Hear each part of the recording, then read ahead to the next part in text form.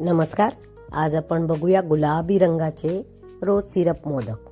तर याची मला ऑर्डर होती. अगदीच 5-6 मोदक बनवून द्यायचे होते, पण मी थोडेसे जास्तच बनवले.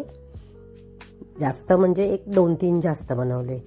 तर इथे मी तुपामध्ये खसखस थोडीशी लाल करून घेतली. त्यानंतर 1 वाटीभर नारळाचा चव घातला आणि त्यामध्ये मालासचं रोज सिरप घालून घेतलं आहे.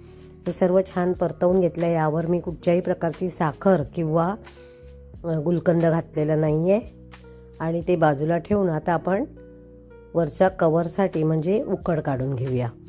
तर इथे मी अर्धा पेला पाणी आणि वरती पाव पेला दूध असं एकत्र करून घेतलं.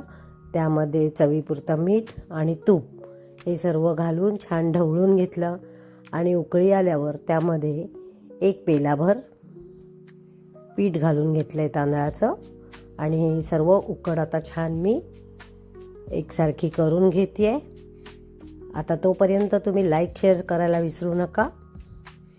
इथे मी ही उकड परातीमध्ये काढून घेतली आणि ग्लासनीच त्याच्या गुठळ्या फोडून घेतल्या आणि व्यवस्थित अशी मळून जे कढईमध्ये पाणी ठेवलेलं होतं त्यातल्याच पाण्याने मी व्यवस्थित मळून घेतली आणि तेलाचा हात घेऊन ती सारखी करून घेतली. आता मी इथे पुरी मेकरमध्ये नेहमीप्रमाणे पारी करून घेणार आहे. पारी अगदी छान झालेली आहे, याचाच अर्थ उकड चांगली झाली आपली. आणि इथे मी आता ह्याच्या पाकळ्या करून घेते. अगदी जवळजवळ पाकळ्या करायच्या. आज मी मुद्दाम तुम्हाला या साईडनी व्हिडिओ करून दाखवते. नेहमी माझं उजव्या साईडने व्हिडिओ येतो आणि हात येतो म्हणून तुम्हाला इथून दाखवते.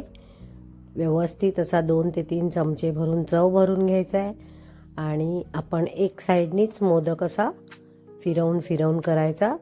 थोड्याशा पाकळ्या आधेमध्ये चेक करत राहायचं आणि सुंदर असा सुबक असा मोदक वळून घ्यायचा आहे. खालून त्याला बेसला प्रेस करत करत वर आणायचं आणि हलकंसं दाबायचं म्हणजे अशा छान त्याच्या पाकळ्या ओपन होतात. आता आपण इथे मी आधी स्टीमर गरम करायला ठेवला होता.